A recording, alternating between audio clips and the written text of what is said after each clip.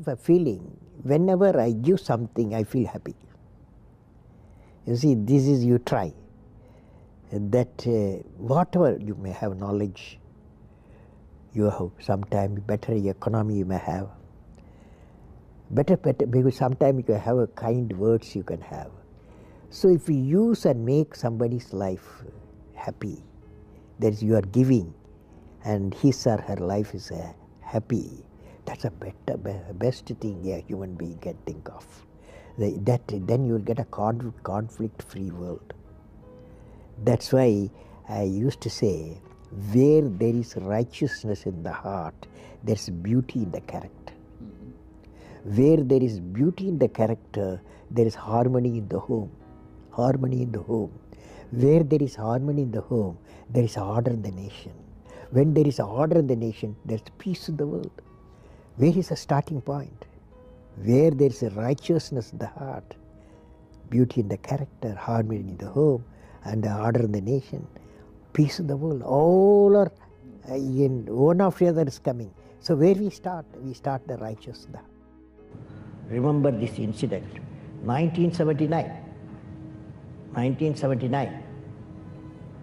SLV-3 satellite launch vehicle, I was the project director, mission director. My mission is to put the satellite in the orbit. Thousands of people worked nearly 10 years. I reached the Sriharikota, and it's in the launch pad. Countdown was going on.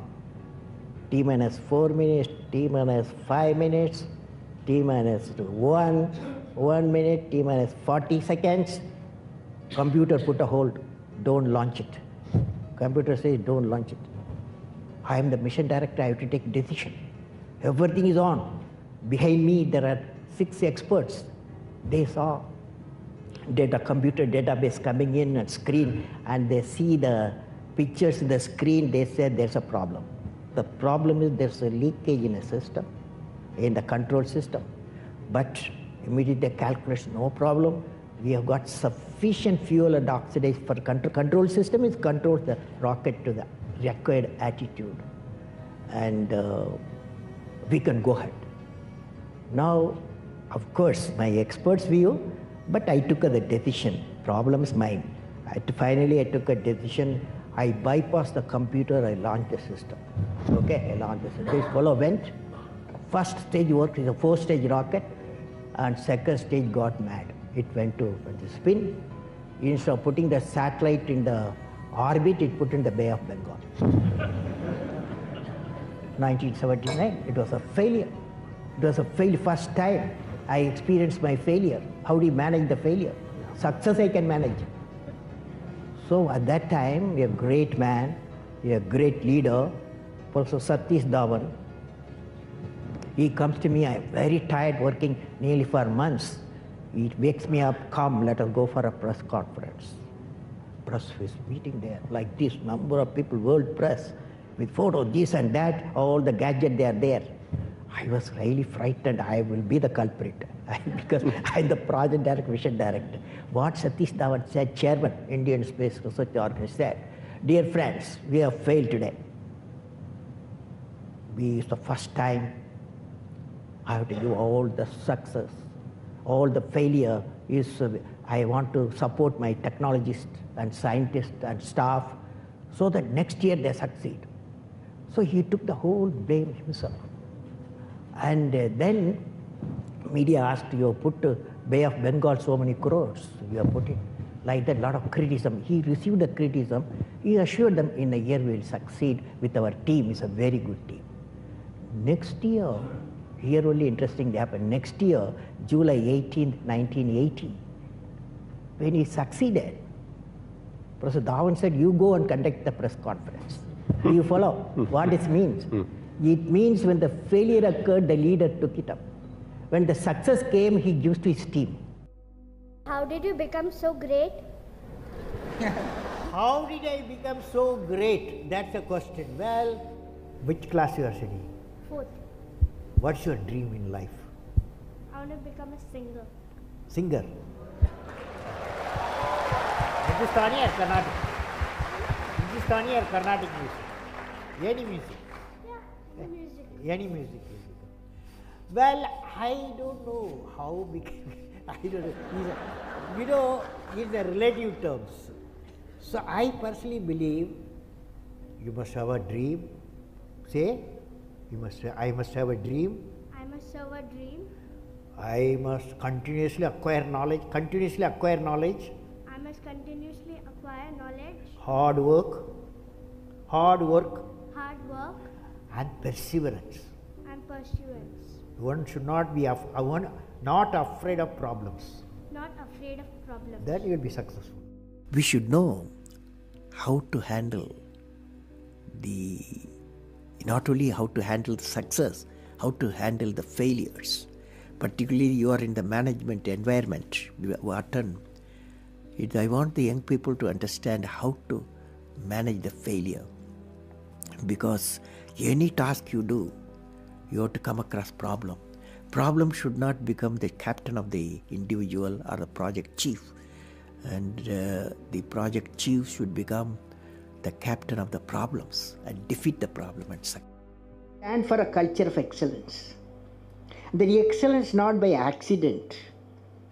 It is a process where an individual continuously strives to better oneself. The performance standards are set by themselves. They work on their dreams with focus and are prepared to take calculated risk and do not get deterred by failures as they move towards their dreams. Then they step up their dreams as they tend to reach the original targets. They strive to work to their potential. In the process, they increase their performance, thereby multiplying further their potential. This is an unending life cycle phenomena, culture of excellence. They are not in competition with anyone else but themselves. That is a culture of excellence. I am sure each one of you will aspire to become a unique with culture of excellence. You've written books, you've served as president, you're an aerospace engineer, you've been a professor, but you say the title you like best is the title of teacher. Why is that? You know, I had a teacher when I was a young boy, 10 years boy, wartime, the Second World War going on. At that time, I used to see in my class, 5th class teacher, in science teacher, his name is Subramania Iyer. He entered the classroom and we used to see the radiation of knowledge from him, When he enters the classroom, my teacher, I see radiation of purity of life. And the way he taught, my dream got shaped. What should be my way of life? He is the person, the teacher gave me the vision of my life when I was a young fellow. Now a teacher has got a fantastic opportunity to grow minds, to enrich the minds and give the dreams to the young people and nurture the dreams with them, and they will become a great human being. Sometime they will become better than you, but better than the teacher. So that opportunity you have. And also the teacher, like what I am doing, I am a professor, I can also do the research. Young researchers will work with me. That's a great pleasure when they get the PhD. History has proven that those who dare to imagine the impossible are the ones who break all the human limitations. In every field of human endeavor, whether science, medicine, sports, arts or technology, the names of the people, just now I listed some of the names of the people who imagined the impossible are engraved in our history. By breaking the limits of their imagination, they change the world. You take C.V. Raman, you take Newton, you take Einstein, you take Chandrasekhar. By breaking the limits of their imagination, they change the world. But carefully hear me what I am saying. What did I learn from the youth of 11 million people? I learned every youth wants to be unique. Every youth wants to be unique. That is you. Every youth wants to be unique, that is you. But the world around you is doing its best day and night to make you just everybody else. Now, the question is whether you want to be you or everybody else. You? You want to be you? Not everybody else. Now, if the question being like everybody else is convenient at the first glance, but not satisfying in the long vision. The challenge, therefore, my young friends, is that you have to fight the hardest battle. You have to fight the hardest battle which any human being can ever imagine to fight, and never stop fighting until you arrive at your destined place. That is the unique you. To get the unique you, it's a big battle. The battle means you don't need to take a gun. The battle means you have to have 4 unique things. 4 unique tools you must have in that battle. One is you have to set the goal. The second one is acquire the knowledge continuously. And third one, it's a hard work with the devotion. And fourth is perseverance. These are the tools you have to, for the battle you have to wage. If you want to be discoverers, if you want to be innovators, I am going to give you what type of characteristic you must have. Invention and discoveries have emanated from creative minds that have been constantly working and imagining the outcome. The telephone, he was imagining the outcome in the mind. With imaging and constant effort, all the forces of the universe work for that inspired mind, thereby leading to invention and discoveries. See, I have a feeling whenever I give something, I feel happy. You see, this is you try. That whatever you may have knowledge, you have sometimes better economy you may have, better, maybe sometimes you have a kind words you can have.